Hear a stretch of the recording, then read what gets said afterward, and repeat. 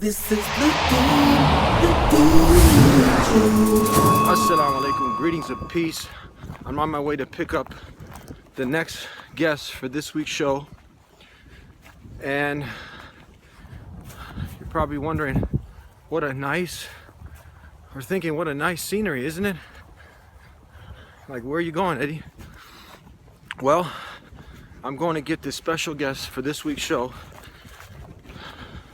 And you might be, I don't know if you can tell, I'm actually limping. Also, not too long ago, I'll have in the video description, I talked about the beautiful blessing of the body being able to heal itself.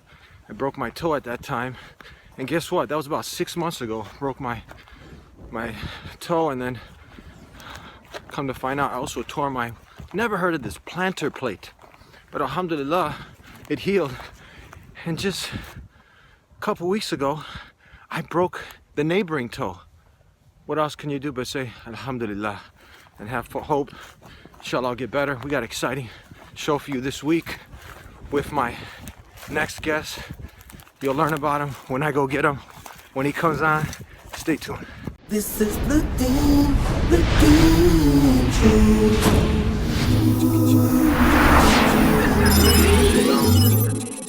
This is the DeenShow. This is the DeenShow. This is the DeenShow. This is the DeenShow. This is the DeenShow. This is the DeenShow. This is the DeenShow. This is the Assalamu alaikum. I'm back. I found him. I got him. Dr. Brown. That's not my best friend, who you guys have seen many of times, Dr. Lawrence Brown, but we'll see, maybe he's related somehow. I don't know. We got Jonathan Brown here on the Dean Show, and we're taking a nice little walk. Not a cornfield, resembles something such like one. Dr. Jonathan Brown. Hello. How are you doing? How are you doing? I'm good. So what do you think about the scenery? Very Midwestern. Let's walk this way. You know what comes to mind, Dr. Jonathan? Are you by any way one of my best friends? Your last name's Brown. Have you heard of Dr. Lawrence Brown? Yeah, I know him. I met him. You met him? But I'm probably not related because there's fake Browns and there's real Browns. So Brown is a Scottish clan, but then a lot of families, when they came from Russia, Eastern Europe, they changed their name to Brown just because it sounded really English. Yeah. So most Browns are fake Browns. I'm a fake Brown. My dad's dad changed his name to Brown. Before I came to get you, I was walking, and if you notice, I'm kind of limping, and I had talk with, I did a video, I train Gracie Brazilian Jiu-Jitsu, and I broke one of my toes. Have you ever heard of what's called a plantar plate? Most people haven't. No. Is that what you do use, when you want to plant something, use a plate? I don't know. No, actually I've never heard of this. Most people don't know about the plantar plate. It's actually a ligament in underneath the foot. So come to know, a toe takes about, a broken bone takes about 6 to 8 weeks to heal. It heals, and I did a video about this, talking about the blessing that the Creator's put in the body, being able to heal itself. And what happens is, I end up, thank God, the bone gets healed, but then I tore the plantar plate. Right, that takes about 6 months, and that healed, thank God. And just 2 weeks ago, guess what? The neighboring toe, I was training, and I broke that one too now. So then that goes to my question about hope. Somebody, you come off an injury, a tragedy in life, and now the beautiful thing about this way of life is the hope at the end. It gets you in a right state of mind, and I was like, alhamdulillah. But somebody who goes through many of these tragedies, you see people jumping out of buildings because they don't have hope. And Islam giving us hope. What are your comments on this? Yeah, certainly. I guess I spent a lot of my younger years very anxious about lack of meaning in life. I mean, and one of the reasons you lack meaning is you don't feel like you're aiming at anything. Mm-hmm. And if you don't have an objective, then you don't really have hope. So having an objective is extremely important. And belief in God and the belief in doing good deeds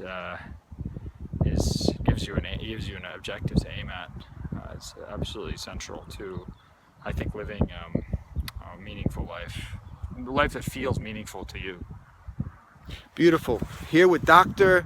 Jonathan Brown. Have you had coffee, tea? We might go get some of that. We're going to be right back with more of this interview with my new friend, Dr. Jonathan Brown. We'll be right back. Please subscribe to The Dean Show. Follow us on our official Facebook and Twitter pages in the links below. Please also help support The Dean Show by making a donation in the link below. And don't forget, as I asked you to do already, if you haven't, subscribe right now.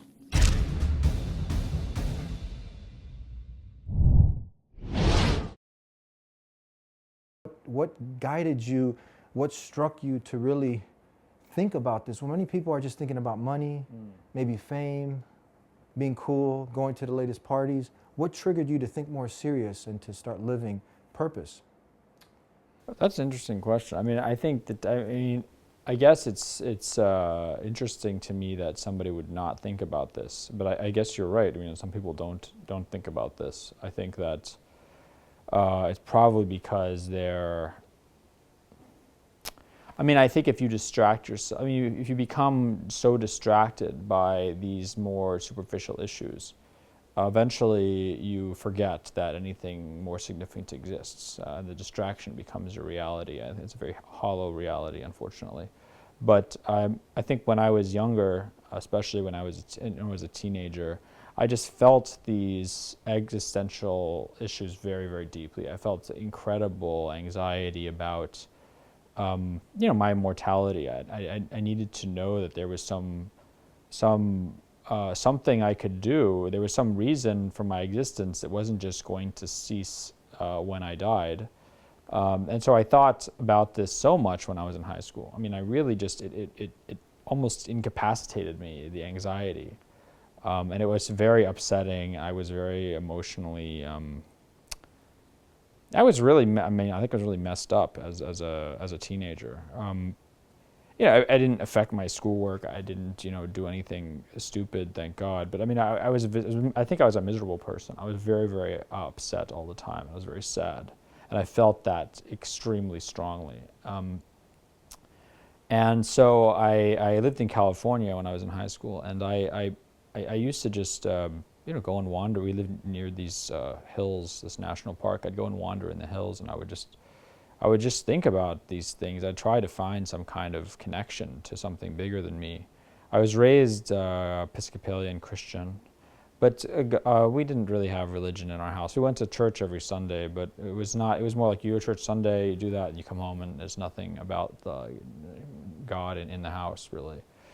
And so I had, I didn't find any investment, any interest in that background. And so when I went to college, when I learned about Islam, then this struck me as the kind of thing I had always been searching for. I'd always known had to be there. And at that age in my life, I think, it's funny when I think now, if I were to learn about Islam now, I don't know I can't imagine what it would be like to go, like, let's say you're married, you have kids, you have a job, you have a whole life, and then suddenly you take on this whole other religion. I think that would be incredibly difficult. When I did it, I was young, I was idealistic, I didn't have any attachments, and it gave me I'm very grateful that I learned about Islam at that time, and I was able to make that choice at a time it was easy. Please subscribe to The Dean Show. Follow us on our official Facebook and Twitter pages in the links below. Please also help support The Dean Show by making a donation in the link below. What do you think as an academic? You're a professor? Yeah. Also, was it Georgetown? Georgetown University. At Georgetown University. At Oxford University, they did a study, I believe it was in 2011, in the anthropology department, they had 57 researchers, 40 different studies in 20 different countries. And what they had concluded from investigating this, now this is not a biased study where maybe a Christian did it or a Muslim. These are primarily, it's a secular university, and they concluded that belief is something innate in the human being. This is their study. And atheism is something acquired. Disbelief is something acquired. Now, you as an academic, do you see, a lot of people, they get cast out from that inner circle of the community of academics if they argue the design argument. But if this is something that is innate in the human being, is something that's natural, why do you think such movements, people are giving time to such movements as the new atheism? So I think that in the West, in the modern West, a lot of animosity towards religion is actually kind of morphed out of animosity towards Catholicism and towards kind of superstitious social practices. So if you look at this whole idea, for example, that science and religion are in clash, this is called the clash thesis in the history of science. No actual historian of science actually believes that religion and science are incompatible. And it's just a silly idea that was only in the popular media. But what you see is that it actually starts, especially this clash thesis, really starts as attacks on Catholicism in the United States. And so it's not really against, it starts out as an attack on a certain kind of religion, and then it just kind of expands more and more to become an attack on religion overall. And it's based on this idea that if you're religious, then somehow you're not, you're not able to be objective, you're not able to be intelligent, you're not able to be reasonable, and you won't be able to discover scientific truths or social scientific truths.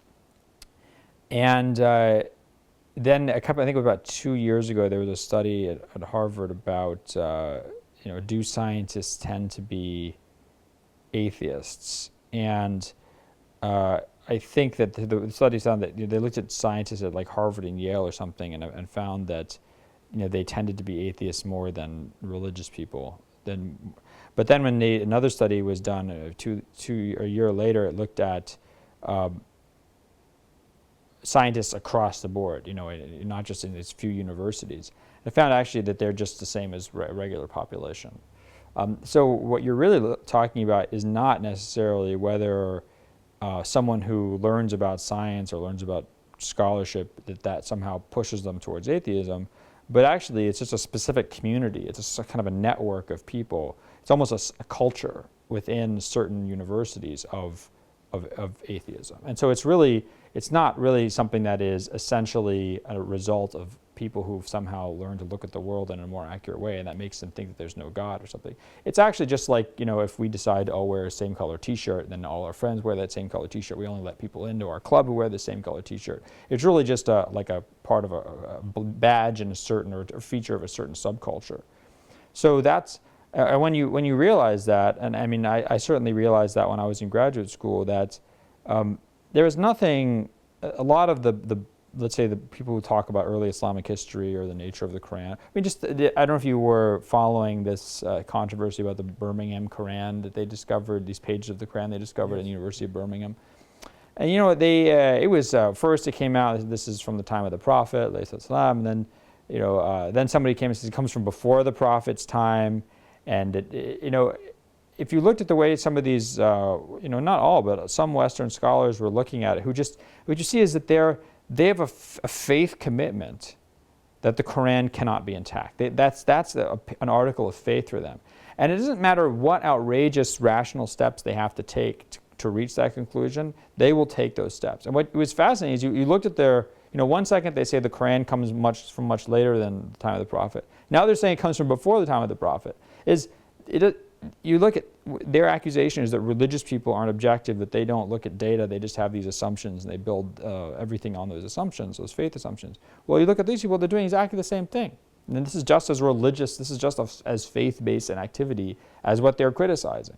And so when you look at a lot of these new atheists and their just obsession with criticizing religion, obsession with criticizing Islam and Muslims especially, is that this is an article of faith for them. And they will twist whatever data in the world they have to twist to fit that. And I think this is important to tell people and for people to understand, because they think that somehow if you're scientific and you're objective, if you're religious, you're not objective. No, neither of these groups are objective. People always have their pre-existing biases, and then they'll shape the world according to those. This is amazing that we see this kind of research, and this is science. I mean, this is where they did this research. You had also Dr. Barrett, one of the key researchers in the anthropology department at Oxford, who said that if you were to take a handful of children, this is his opinion, and throw them on an island, that they would grow up believing in God. And like Ibn Tufail. Who? Like this Hayy ibn Yaqdhan, this famous story by Ibn Bajjah. Tell us about it. Oh, I think it's by Ibn Bajjah. He said pretty much a similar same thing? 10th or 11th, I think 10th century. I'm just a little rusty on this, so if you're listening to this and I'm making mistakes, then you look it up and correct it. So he has this story of, it's an existing story that you see other people write about too, but it's called Hayy ibn Yaqdhan, Hayy, the living one, the son of the awakened one. Yes. And it's this child who's born on this desert island, or lives on a desert island, and he basically, the author just describes the process that this child goes through of using his reason, kind of like Abraham in the Quran, and looking at the world, observing nature, observing the natural realities around them, and he comes to this, using his reason and observation, he comes to this belief in one God. And kind of then there's certain ethical consequences, ethical principles that follow from that consequentially. And then he, finally meets someone comes to the island, and he finds out that actually his belief is the same as these other religions. So that's an old idea, and I think it's a correct idea. And I'm glad to know that it's now being bolstered by these social scientific surveys. But because human beings, and this is what as Muslims that we're taught, which is that you have. You're born to, you already in pre-time, you already said to God, when God said, "Am I not your Lord?" You already said, "Yes, you're my Lord." We've already all said that in our existences. I hope you enjoyed this week's show as much as I did. Thank you for tuning in. Come back next week where we're going to go ahead and do part 2. Subscribe right now if you haven't already, and we'll see you until next time. Peace be with you. Assalamu alaikum. And don't forget, as I asked you to do already, if you haven't, subscribe right now.